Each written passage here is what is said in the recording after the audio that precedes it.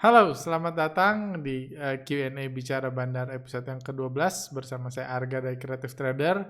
Seperti biasa, dalam podcast kali ini saya akan menjawab pertanyaan-pertanyaan yang masuk. Ada banyak pertanyaan yang masuk di kolom komentar podcast-podcast kami sebelumnya, juga melalui Instagram kami dan sosial media lainnya. Kami sudah memilih pertanyaan-pertanyaan yang paling banyak di-like, yang paling bagus, dan pertanyaan itulah yang akan saya jawab dalam podcast kali ini. Ada pertanyaan mengenai kondisi IHSG terkini yang masih lesu, tentang krisis bandar, tentang kinerja bursa yang keberadaan bursa yang rasanya semakin terancam dengan bangkitnya cryptocurrency, juga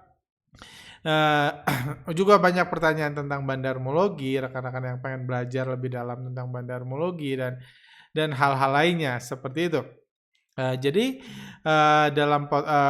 juga akan menjawab pertanyaan tentang banyak yang bertanya atau komentar tentang statement saya di podcast sebelumnya yang saya mengatakan cryptocurrency itu keunggulannya dia nggak punya fundamental. Jadi karena dia nggak punya fundamental, itu bandar benar-benar punya kebebasan mengatur harga kriptonya, mau harganya $0,1 atau $100, nggak ada pembandingnya karena cryptocurrency nggak punya fundamental kayak gitu, murni kebebasan bandar harganya. Cuma banyak yang protes, katanya cryptocurrency ada fundamentalnya dan lain-lain, dan saya akan sedikit bedah tentang statement itu supaya sama-sama bisa kita pelajari seperti itu. Oke, mari kita mulai.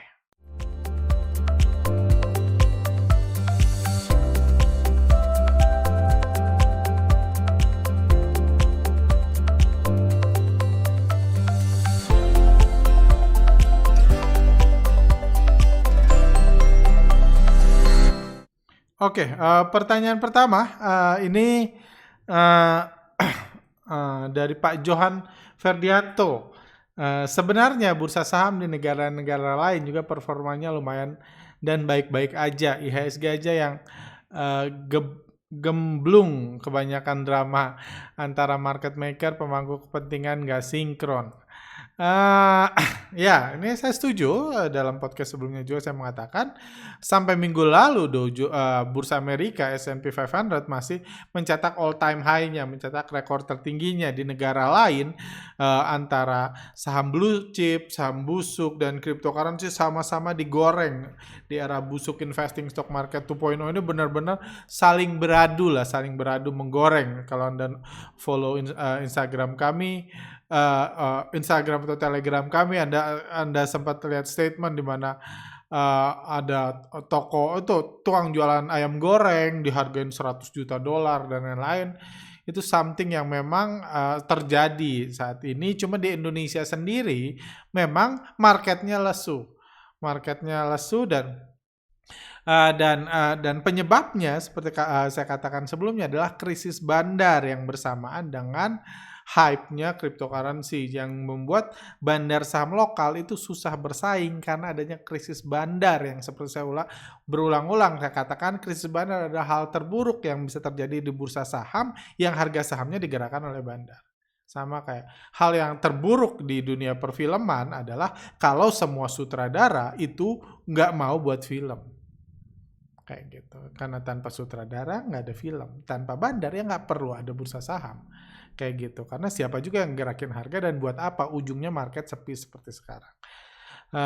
Dan ini lanjut, ini yang banyak di like. Minimal bandar Amrik masih goreng saham-saham berfundamental baik, Apple, Google, dan lain-lain, sehingga sampai harganya selangit, nggak kayak IHSG yang nyeleneh mencolok banget. Ya memang ya kalau di Amerika ya antara busuk investing dan growth investing atau antar saham busuk dengan dengan fundamental baik itu sama-sama digoreng. Itu kebaikan. Mendingnya kalau di Indonesia benar-benar cuma saham busuk aja seperti itu yang digoreng dalam sebulan terakhir. Itu realita yang kita hadapi setelah memasuki krisis bandar ini. Ini juga saya ada screen cap berita mau jadi post Instagram, cuma saya bahas dulu di sini. Ini untuk pertama kalinya saya menemukan berita atau seseorang berani buka suara tentang krisis bandar yang di sini CNBC memberitakan hari ini, salah satu sumber CNBC Indonesia mengatakan salah satu penyebab nilai transaksi turun adalah masalah BPJS Ketenagakerjaan atau BP Jam Sostek yang saat ini sedang ditangani oleh Kejaksaan Agung. Seperti saya katakan sejak hari pertama keluar berita tentang BP Jam Sostek di pertengahan Januari lalu ketika market lagi bullish-bullishnya, ini sangat bahaya. Dan sekarang sudah dijelaskan penyebab nilai transaksi turun adalah BPJS Jam Sostek menurut CNBC. Membuat manajer investasi menahan diri untuk melakukan transaksi saham. Manajer investasi nggak berani transaksi saham, bandar takut menggoreng saham. Itulah efek dari krisis bandar. Sama seperti efek dari krisis sutradara di mana sutradara malas membuat film. Ujungnya nggak ada film karena bandar adalah sutradara dari pergerakan harga saham. Lanjut, kasus ini membuat investor MIMI lokal takut untuk transaksi. Dana pensiun juga mulai takut berinvestasi di saham akibat kasus Jam Sostek di mana floating loss dianggap sudah menyebabkan kerugian. Barangnya belum di-cut loss, sekarang sudah diproses. Itu juga masalah. Kasus Jiwasraya terangkat karena barangnya saham-sahamnya pada nyangkut dan Jiwasraya butuh bayar premi, butuh bayar ini, jadi nggak punya duit, jadi ditanya nih, aset tinggal segini jadi terbongkar. BPJS-TK setahu saya nggak ada masalah itu, cuman sekarang floating loss aja dipermasalahkan. Jadi di sini sebenarnya ini bahkan sebelum heboh cryptocurrency pun saya sudah mengatakan, ini harus diatasi dengan sesegera mungkin, sebaik mungkin. Bursa, menurut saya, kalau saya jadi otoritas bursa, ini waktunya kita buka-bukaan sepenuhnya terhadap semua pihak tentang bandarmologi. Hapuslah itu technical, hapus itu fundamental, itu nggak menggerakkan harga saham. Jelaskan bandarmologi, jelaskan pentingnya bandar, jelaskan ini, supaya bursa saham ketolong. Karena nggak ada gunanya lagi ngecap bandarmologi sekarang. Nggak ada gunanya lagi ngecap fundamental. Nggak ada gunanya lagi Anda ngecap bilang prospek-prospek Pegas gitu, di mana Kejaksaan Agung ngeliat ini lu rugi banyak banget di Pegas. Lu nyangkut banyak banget di Pegas. Kenapa? Harusnya dibilang, harusnya either perwakilan bursa atau analis atau siapapun lah bilang ke mereka. Pegas itu dulu bandarnya asing terus jualan, BPJS-TK buat mistake atau buat langkah di mana terus membeli, asing terus jualan, jadi terus nyangkut. Jangan salahin BPJS-TK, salahin asing. Kalau nggak bisa nyalahin asing, ya pasrah berdoa bersama. Supaya asing punya keinginan untuk menaikkan harga saham lagi, karena nggak ada gunanya Anda ngecap fundamentalnya bagus, prospeknya bagus, gasnya wangi atau apapun, itu nggak guna. Dalam kondisi kayak gini harus diajarkan. Kejaksaan Agung yang saya ketahui dia nggak ngerti apa-apa. Dia cuma ngerti ini Pegas kenapa rugi sebanyak ini, kenapa dibeli terus. Ini merugikan negara, dituntut, jadinya ketakutannya menyebar ke semua. Mereka nggak boleh cut loss dan sekarang trading pun takut. Nanti floating loss gue tambah besar. Jadi ini floating loss tambah besar, misalnya ini dana pensiun nanti gue juga yang ini dituntut. Hal ini harus diluruskan. Ini waktunya bursa kita bangkit untuk menjelaskan how the market works ke semua pihak. Menggoreng saham itu adalah denyut nadi dari bursa saham. Jangan dilarang. Bandar itu adalah fondasi utama dari bursa saham. Jangan diganggu. Kayak gitu. Mudah-mudahan ada yang mendengar, pihak-pihak yang mendengar ini dan menjelaskan lah. Karena kalau saya menjelaskan, bukan pihak bursa yang membuat statement, nanti dikira oh ini orang jualan, dikira nggak ngerti, dikira sesat. Saya nggak masalah sesat, cuman sekarang bursa saham yang goyang gara-gara menutupi keberadaan bandar dan menutupi mekanisme pergerakan harga saham, jual beli saham dengan teori-teori yang ditulis di kampus. Yang nulisnya aja kadang-kadang nggak trading. Kayak gitu. Jadi itu masalahnya. Lanjut, ini mungkin hanya komen-komen aja. Kalau nggak ada drama, pengunjung mallnya mungkin udah nambah 2 kali lipat sekarang. Setuju banget. Ini menurut saya blunder. Kalau Anda follow Telegram kami sejak Januari lalu aja saya bilang itu udah blunder. Ngebanting ARB kan berjilid-jilid itu blunder bagi bandar. Mungkin ada latar belakang krisis bandar, murka bandar yang membuat ARB berjilid-jilid, cuman efeknya berkepanjangan dan saya yakin bandar pun nggak tahu akan ada ancaman cryptocurrency. Karena kalau Anda ngomong krisis bandar, Januari 2019, Januari 2020 itu juga krisis bandar. Desember 2019 itu juga krisis bandar. Pada saat itu transaksi saham turun 30%-nya. Jadi transaksi sebelum krisis bandar, sebelum kasus Jiwasraya. Turun sampai 30%. Itu juga krisis bandar. Cuman pada saat itu Bapak Pom-Pom dunia, Bapak Elon Musk, belum mempom-pom kripto. Dunia belum heboh kripto. Jadi krisis bandarnya terjadi, transaksi turun, bisa bangkit lagi di bulan Maret, April, Mei, dan seterusnya sampai Januari lalu.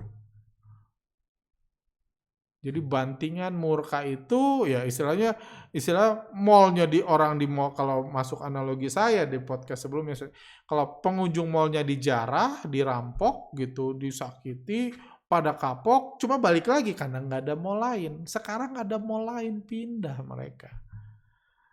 Jadi menurut saya event bandar saham pun nggak menyangka bahwa ancaman cryptocurrency sebesar itu, dan ini saatnya, ini sudah terjadi, waktunya kita beres-beres. Waktunya pelaku, ya kalau bagi saya investor, saya meminta ini waktunya para pelaku ini gitu. Yang punya wewenang, yang bisa memperbaiki kasus ini, menjelaskan, dan supaya at least krisis bandarnya berakhir dulu. Yes, kita harus nunggu cryptocurrency dibanting, dihancurin, itu kita harus nunggu. BI nggak punya hak, tolong dong banting Bitcoin gitu, nggak boleh kan BI. Nggak bisa disuspend sama BI Bitcoin kan.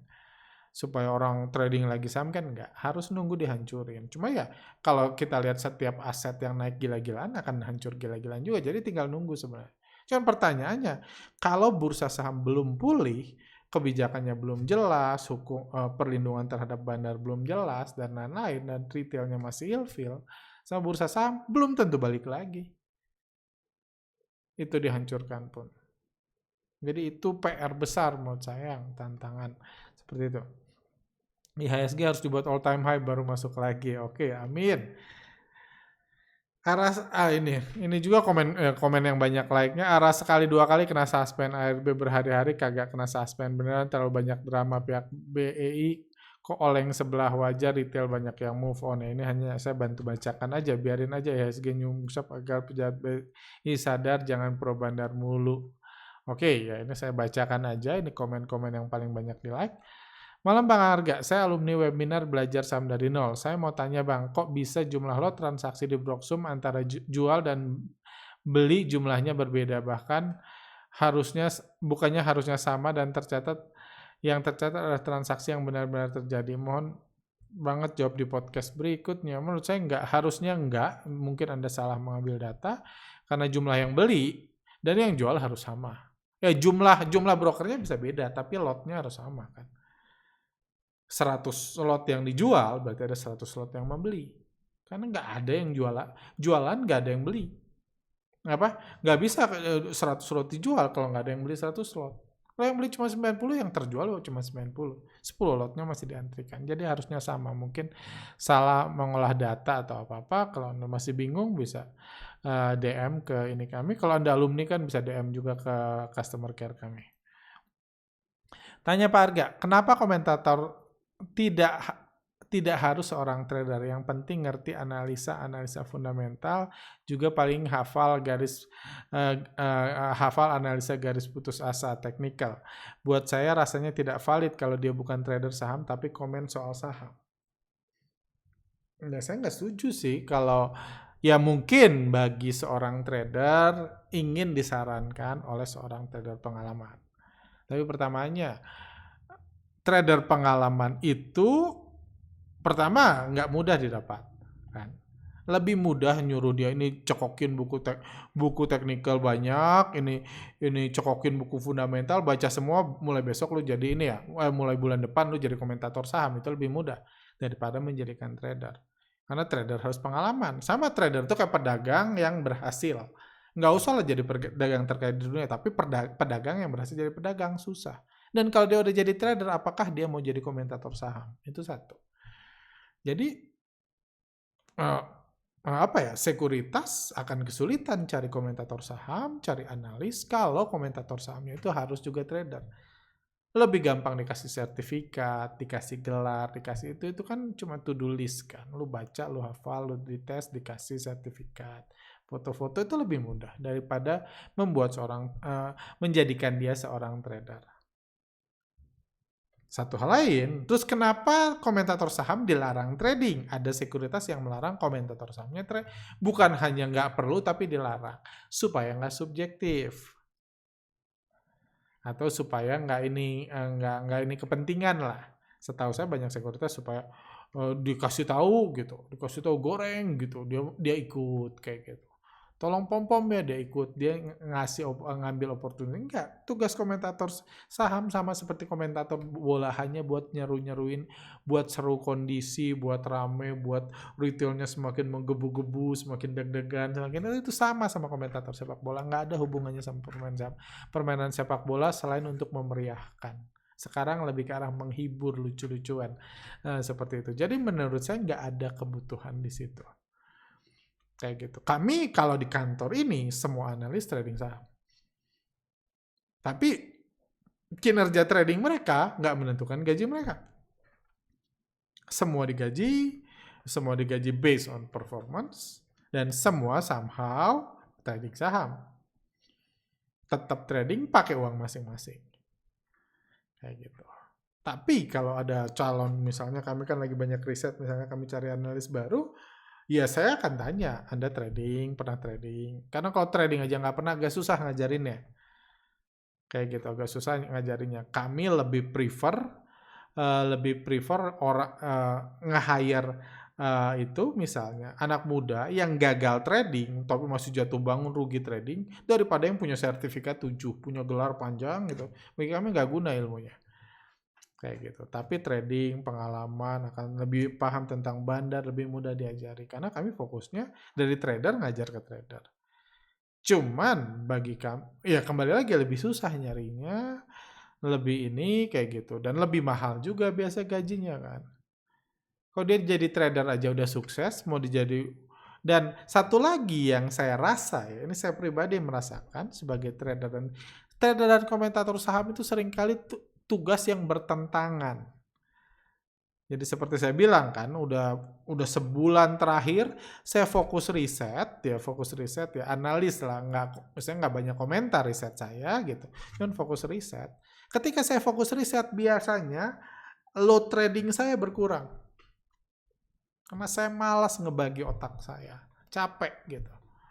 Lagi fokus gini, lagi ada ide, tiba-tiba saham dibanting, harus balik ke saham. Jadi susah untuk produktif ketika Anda lagi serius riset. Kayak gitu. Jadi ya itu sih, jadi banyak. Jadi saya nggak ngerasa itu possible. Saya tahu saya lebih banyak komentator saham yang dilarang trading dan nggak trading daripada yang benar-benar trading. Mungkin 8/2 lah. Kayak gitu. Jadi ya Anda jangan harap dapat trading advice dari dia. Kalau mau jadi komentator ya salah. Ya sama seperti Anda nggak usah latihan sepak bola dari ini kan, dari komentator sepak bola. Kalau Anda mau jadi komentator sepak bola, berlatihlah sama dia. Seperti itu. Lanjut. Mungkin salah satu cara supaya pada balik dibuat Sabtu Minggu tidak tutup alias tidak ada libur. Kalau perlu 24 jam non-stop juga. Ini banyak, saya nggak ngerti, banyak banget yang mengatakan kelebihan cryptocurrency itu tradingnya 24 jam, Sabtu Minggu nggak libur, dan lain-lain. Jujur, kalau saya sih, saya nggak mau saham 24 jam. Jangankan 24 jam gitu, 12 jam sehari juga saya nggak mau.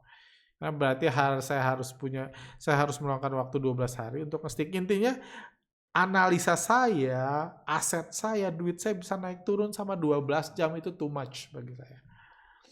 Itu too much. Oke, sekarang kan cuma 4 jam, jadi 5-6 jam oke lah. Tapi 12 itu berlebihan. Berlebihan kayak gitu. Kami lebih produktif secara riset ketika jam market lebih sedikit.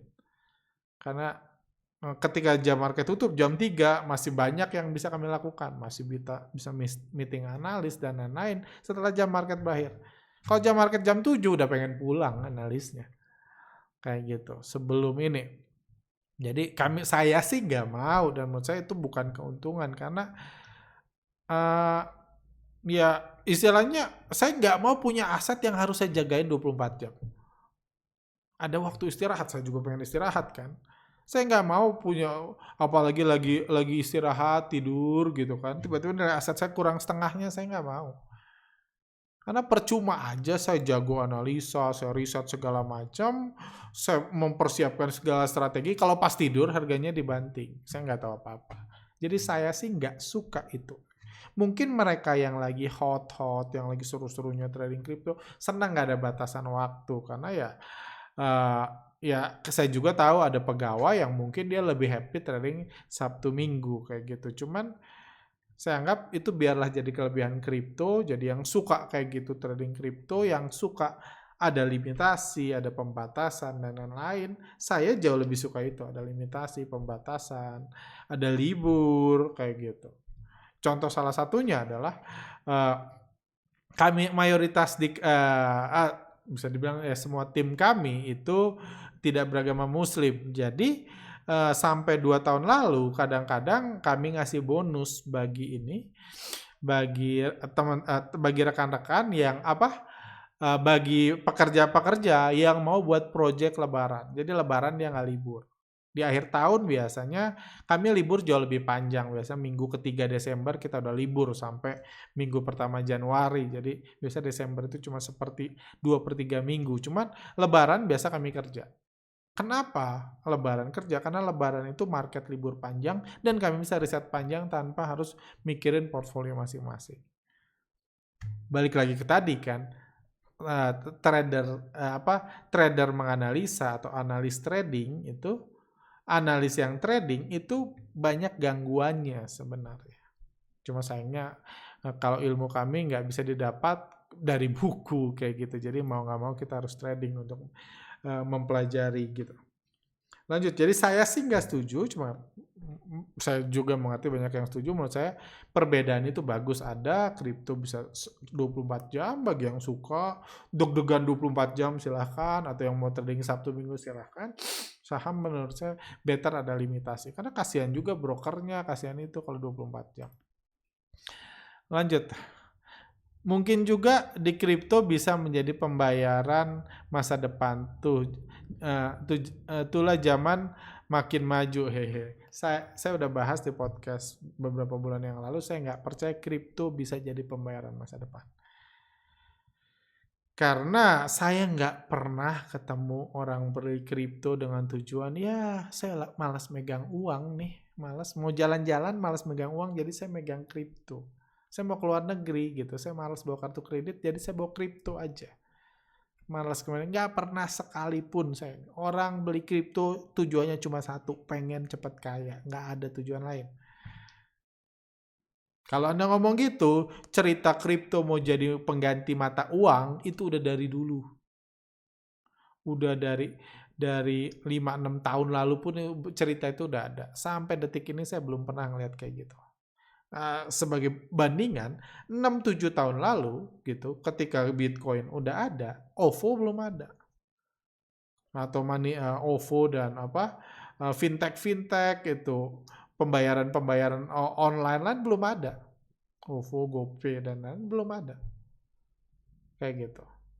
Bitcoin udah ada, tapi fintech itu udah dipakai di seluruh Indonesia, udah orang bahkan lebih nyaman pakai itu daripada pakai cash. Artinya berubah tuh, dunia zaman modern berubah, orang jadi suka pembayaran digital kayak gitu.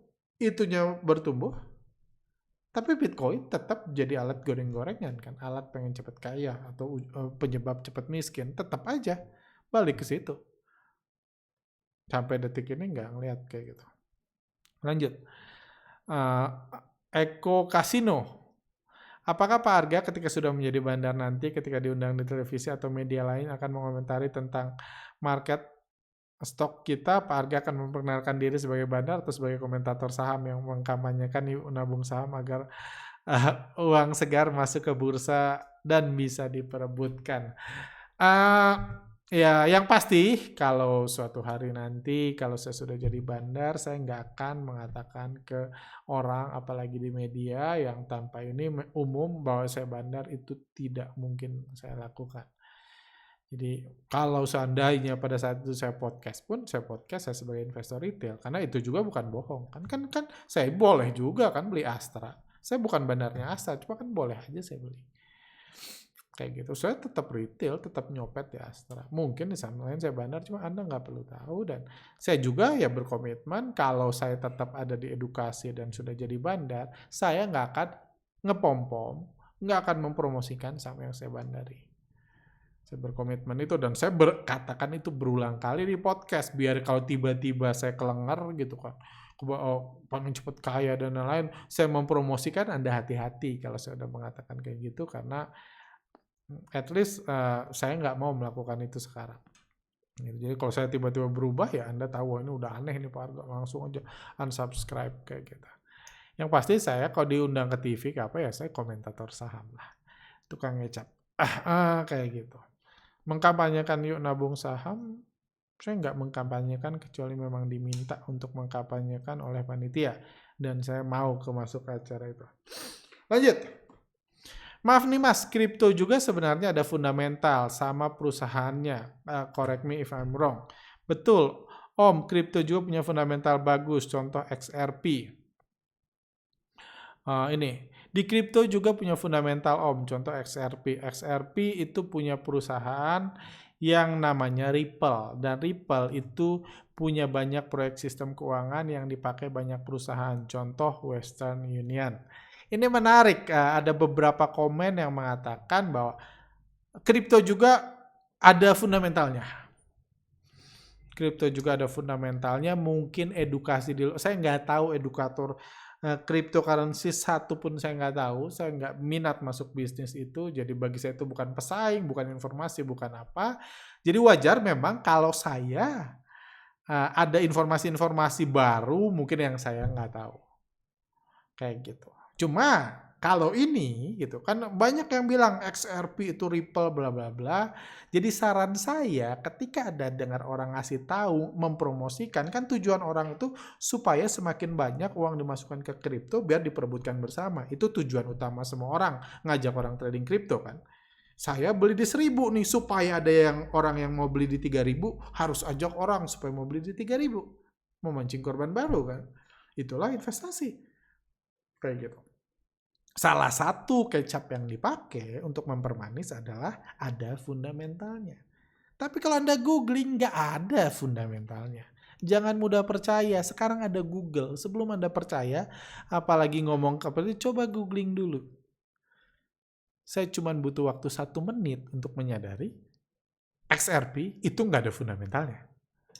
Saya cuman ketik gini, XRP and Ripple relation. Based on informasi tadi. XRP punya perusahaan namanya Ripple. Nah, saya tanya. While people behind XRP and Ripple are the same, jadi yang nyetaknya sama, pemilik Ripple dan XRP, the two operate independently. Keduanya, XRP, koin-koin yang digoreng-goreng, dan Ripple perusahaan, beroperasi secara independen. Kayak gitu. The fact that network is open source and XRP can be both ensure independence from each other. Jadi semuanya dua-duanya independen. Jadi Ripple bukan fundamental dari XRP. Nanti dijelaskan lagi. The success of Ripple, the company is not in any way tied to the value of XRP, the currencies. Ripple itu perusahaan seperti bilang perusahaan jasa finansial, Ripple. Apa yang terjadi di Ripple is not in the way tied to the value. Nggak ada hubungannya sama goreng-gorengannya XRP. XRP itu digoreng sama bandarnya, Ripple itu perusahaan company. Walaupun people behind-nya, pemiliknya yang ngegoreng-gorengnya sama. Yang gitu kan, behind penggorengan XRP dan Ripple itu the same, tapi nggak ada hubungannya. Anda cukup googling sebelum ngomong. Kayak gitu. Ini penjelasannya. Ini tadi ini. Jadi, biar Anda paham, ini saya klikin tadi, link tadi. Ripple Labs owe 60 billion of XRP coin. Dari 100 billion dari main coin traded freely. Jadi dia nyetak gitu. Dia nyetak 100 billion, 40 billionnya dijual di market, digoreng-goreng supaya Anda beli, supaya mereka punya duit. Mereka tetap punya 60 just in case mereka mau uang Anda, mereka tinggal jual yang 60 billionnya. The success on. Jadi kayak kurang lebih kayak gini nih. Jadi Ripple itu, perusahaan Ripple itu dia perusahaan keuangan. Itu yang saya mengerti ya. Kalau salah bisa koreksi lagi. Itu perusahaan jasa keuangan. Mungkin dia bingung. Dia bingung mau cari funding, terus dia ngerasa, wah kita nyetak koin aja ya. Atau contohnya kayak gini. Misalnya CTS. Anda tahu kan CTS, perusahaan riset dan edukasi dalam hal investasi saham. Tiba-tiba saya punya ide, yuk kita nyetak koin. Nyetak koin sebanyak 1 juta koin. Nyetak koin ya nyetak aja koin gitu. Nggak usah koin digital lah biar pusing. Biar nggak pusing koin-koin inilah. Koin-koin game gitu lah, koin-koin plastik-plastik gitu. Nyetak koin. Apa hubungan CTS dengan koin, CTS Creative Trader sebagai company dengan koin CTS? Iya, kita yang nyetak. Kita yang pesan ke pabrik, tolong cetakin koin. Terus koinnya saya jual. Berarti kalau saya jual koin, dari koin tidak berharga itu saya jual kasih harga. Saya kasih harga ke alumni workshop. Saya jual dari 1 juta koin, saya jual 100 koin. Harganya berapa? 100 rupiah. Pada mau murah-murah ambil. 100 alumni saya jual 100 koin di harga 100 rupiah. 3 hari kemudian saya naikin. Sekarang koinnya 200. Alumni yang mau jual boleh, yang mau beli silahkan. Sekarang udah 200, udah naik 100% koin saya. Kenapa bisa naik ya? Mau gue bandarnya, gue yang punya. Jadi mungkin ada dari 100 alumni yang punya koin seharga 100 perak, saya mau jual nih, saya kasih 200. Oh, udah untung 100%. Sementara alumni lain bilang, wah gila ya koin CTS. Baru seminggu udah naik 100%, saya mau dong beli. Ada beli 200. Di harga 200, saya punya 1 juta koin ya. Di harga 200 mungkin ada 50 yang mau beli. Di harga 200 mungkin ada 300 orang yang mau beli. Tetap gua yang buat. Tetap saya yang buat koinnya. Tetap nyetak, kemarin nyetak gitu di ini gitu. Di tukang cetak gitu. Kayak gitu nyetak. Pertama di harga 100 saya jual 100. 50 mau jual di 200. Jadi saya harus beli dari mereka. Tapi saya bisa jual 500 di harga 200. Gitu terus. Udah itu saya naikin 300. Tambah happy mereka. Alumni-alumni dan mulai saya promote gitu di Telegram. Saya naikin ke 300, ke 400. Yang mau beli saya kasih, yang mau jual ini. Kalau perlu biar banyak tunjukin candlestick-nya kan hijau golden cross. Orang tergila-gila. Wah, kalah Dogecoin yang dipom-pom Elon Musk sama CTS. Kalah BBCA. Ini baru 3 minggu udah naik 500%. Anda dan karena saya yang promote akan muncul imajinasi bahwa koin CTS ini itu ada fundamental CTS. Padahal kagak, cuma kita yang nyetak. Nggak ada fundamentalnya. Ya fundamentalnya harganya nyetak gitu kan di pasar baru gitu. Itu fundamentalnya. Itu harganya nyetak. Cuma saya goreng 100, 200, 300. Mungkin sampai 1000 saya goreng. 1500. Udah muncul di mana-mana kan. Mudah-mudahan muncul di CNBC. Harga koin CTS kalau perlu biar seru. Misalnya suatu hari kami buat workshop gitu, buat workshop dan pesertanya banyak, di foto-foto, dokumentasi segala macam. Terus pada hari itu kita naikin lagi harga koin CTS dari 1000 ke 1200, tambah tergila-gila.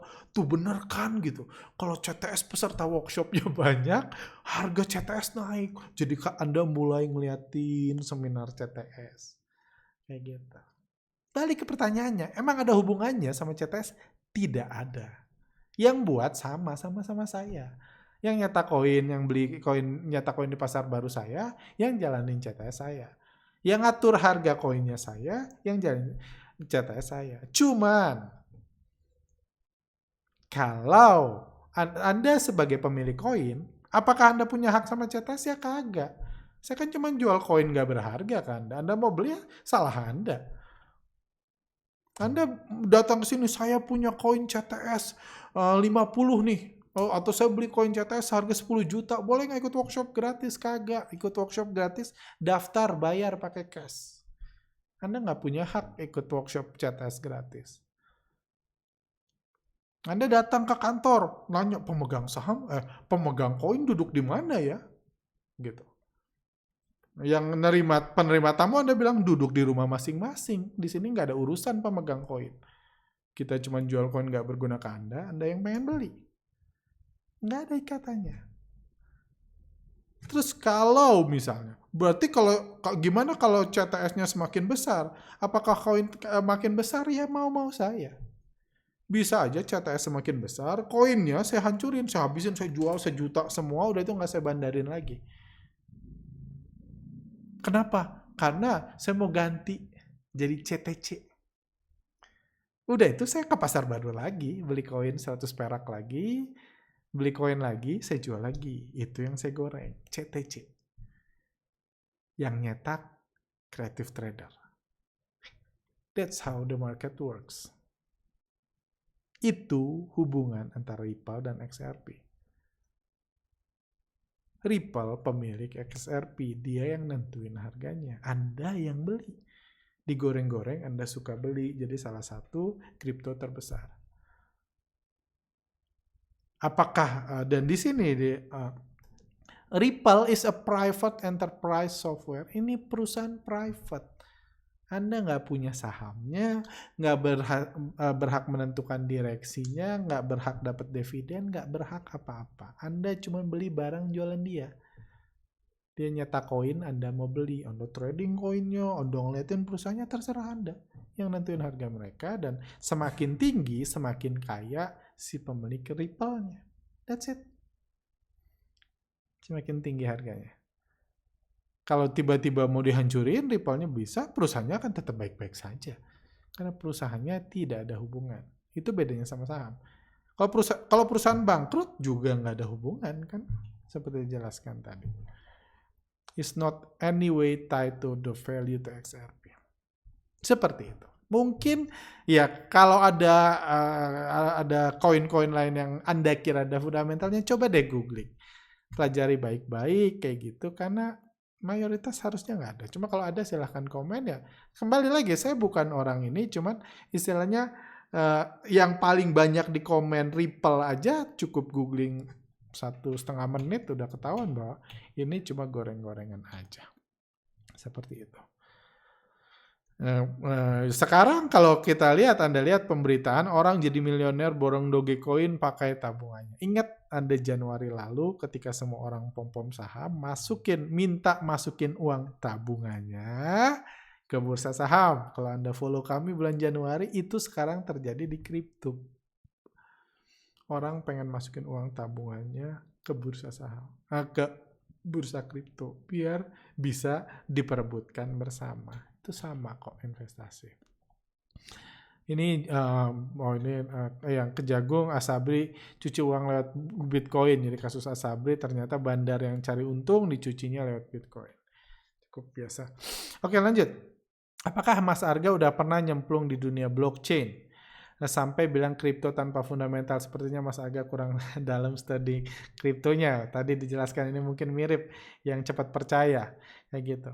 Anyways, mau IHSG, mau kripto, we are there to make money. Nggak peduli perusahaannya gimana atau fundamentalnya seperti apa ya kan. Yang diincar kan kaya, bukan benar. That's it.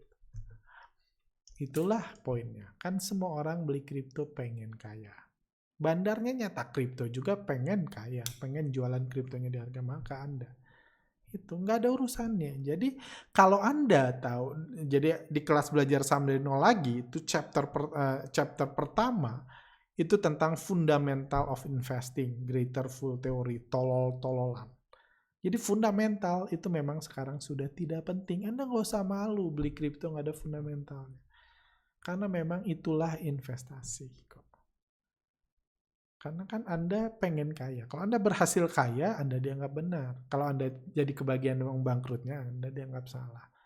Nggak usah benar. Ini lagi bahas mana yang Anda percaya, mana Anda yang ikutin, mana yang sesuai dengan prinsip Anda, itu aja. Nggak usah benar-benaran. Semua orang punya benarnya masing-masing. Kayak gitu. Cuma yang fundamental blockchain itu mungkin googling lagi, jangan cepat percaya. Oke, mungkin 1-2 pertanyaan terakhir lah ya. Oke, setelah melihat portfolio BPJS, saya sadar ternyata saya bukan satu-satunya yang rugi besar karena invest jangka panjang di saham blue chip. Saya punya pertanyaan ke Pak Arga, mohon dijawab secara jujur dan apa adanya. Menurut Pak Arga, apakah saat ini masih layak untuk seorang ibu rumah tangga secara rutin berinvestasi saham blue chip jika time frame investasinya selama 5 tahun ke depan? Bursa sangat berubah. Apa yang terjadi 6 bulan terakhir ini adalah perubahan yang lebih besar daripada mungkin 10 tahun pertama saya trading saham, itu perubahannya nggak sebesar 6 bulan terakhir ini. Jadi sangat berubah. Mungkin memang ada kemungkinan value investing nggak balik lagi, atau saham-saham bervalue akan kehilangan minatnya sama sekali dan pindah ke busuk investing masih. Cuma kalau saya ditanya untuk invest 5 tahun konsisten, mana saya lebih sarankan untuk mayoritas orang ya. Kalau orang yang punya kemampuan analisa dan lain-lain, mungkin busuk investing jauh lebih menarik.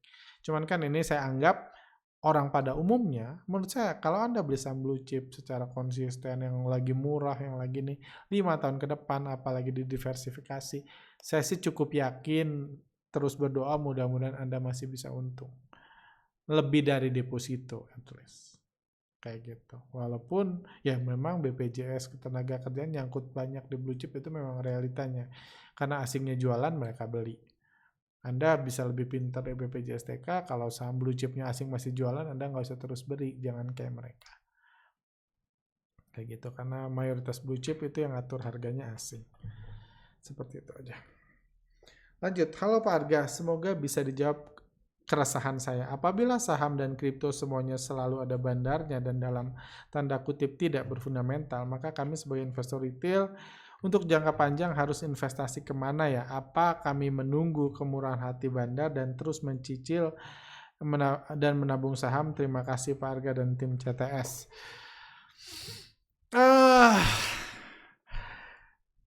Ini pertanyaan yang jujur saya pun masih bisa ini. Yang pasti, yang prinsip yang saya miliki, bukan yang pasti, adalah Anda akan sukses berinvestasi di aset yang Anda mengerti, Anda tahu resikonya, dan Anda bisa lihat peluangnya.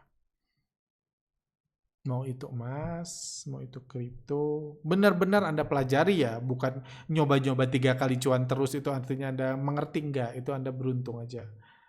Kalau Anda masuk instrumen investasi dan untung terus, Anda coba bandingkan.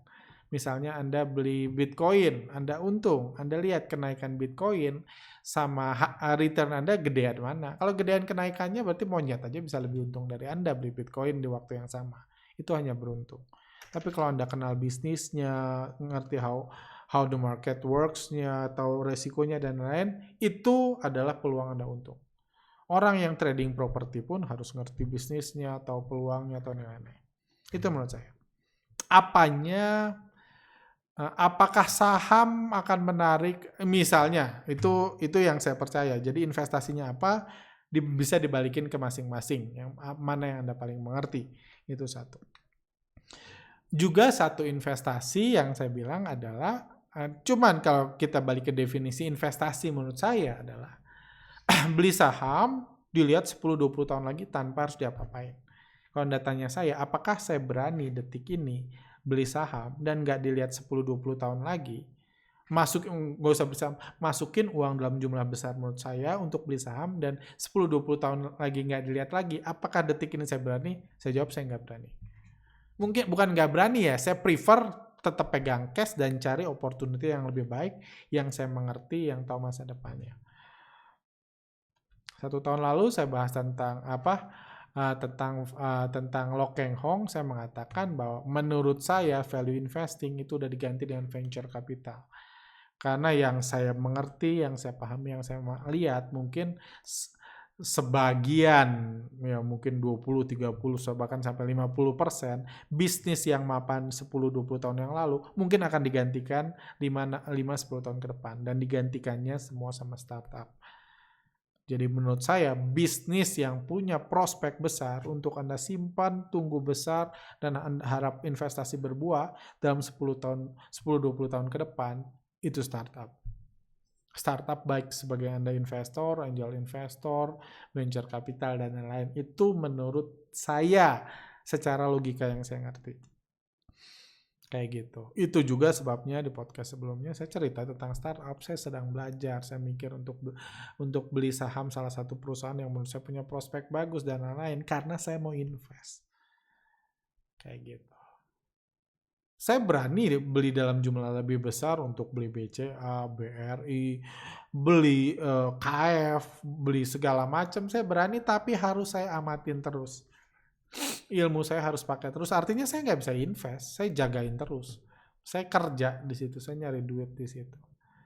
Cuma saya pengen juga hal-hal yang saya bisa menghasilkan uang besar tanpa effort besar, tanpa usaha besar. Dan saya sedang tertarik ke startup. Saya lihat itu gila, valuasinya, prospeknya bagus, dan menurut saya future-nya ke situ. Kalau dengan catatan beli panjang, beli simpan waktu lama. Itu menurut saya. Saham masih bisa, saya harap bisa, cuman untuk kalau disimpan 20 tahun, saya nggak punya keyakinan sebesar itu. Walaupun saya percaya sih, kalau saya beli BCA, beli Unilever, simpan 20 tahun masih untung. Tapi belum tentu saya happy. Mungkin saya akan expect tahu gitu saya beliin di sini, di sini, di sini. Seperti itu sih. Karena bursa terlalu banyak cepat berubah, mungkin ketika bursa cooling down, market jadi lebih biasa lagi, lebih normal lagi, saya akan merubah pandangan saya. Tapi ketika bursa begitu cepat berubah seperti ini, saya rasa memang inilah untuk investasi 10-20 tahun dan gak diapa-apain. Kuncinya adalah gak diapa-apain. Kayak gitu.